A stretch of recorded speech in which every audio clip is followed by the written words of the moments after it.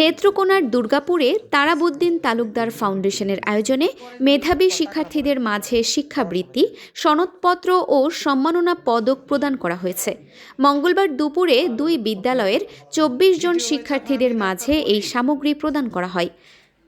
বাকলজোড়া ইউনিয়নের গুজিরকোনা বালিকা উচ্চ বিদ্যালয় মিলনায়তনে গুজিরকোনা বালিকা ও গুজিরকোনা উচ্চ বিদ্যালয় থেকে যারা প্রথম, দ্বিতীয় এবং তৃতীয় স্থান অধিকার করেছে তাদের প্রতি জনকে ২০০০ টাকা শিক্ষাবৃত্তি, সনদপত্র ও সম্মাননা ক্রেস্ট প্রদান করা হয়েছে। টাকার অভাবে যে সকল শিক্ষার্থী পড়াশোনা করতে পারছে না এবং শিক্ষার্থীদের ভালো ফলাফল করার উৎসাহ যোগাতে দরিদ্র ও মেধাবী শিক্ষার্থীদের উচ্চ শিখরে পৌঁছে দেওয়ার লক্ষ্যে এই সহায়তা অব্যাহত রাখবেন বলে জানিয়েছেন ফাউন্ডেশনের চেয়ারম্যান হাবিবুল ইসলাম তালুকদার। রহমান তালুকদার সেও বিদেশে থাকে।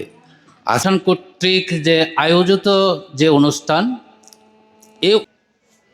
যেটা মানুষ খুব ভালোভাবে শ্রবণ করে শুনে, এরকম একজন মেধাবী মানুষ এই ফাউন্ডেশনের আওতায় আনা হয়।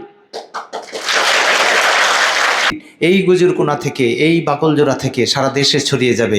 ডেজিগনেশন কাউকে দিচ্ছি না, কারণ আমি সবার ডেজিগনেশন ভালোভাবে জানি না, সেজন্য নাতিন উপস্থিত আছেন এখানে।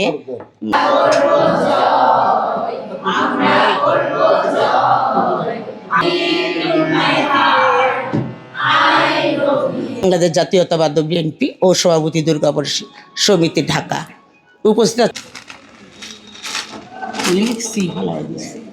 রফিকুল ইসলাম ভাইকে আমাদের বরণ করে নেওয়ার জন্য অনুরোধ জানাচ্ছি। আমি অনুরোধ জানাচ্ছি আজকের এই আমার নাম সৃজা মাহাম, পরিত্রাণায় সাধনাম বিনাশ আয়।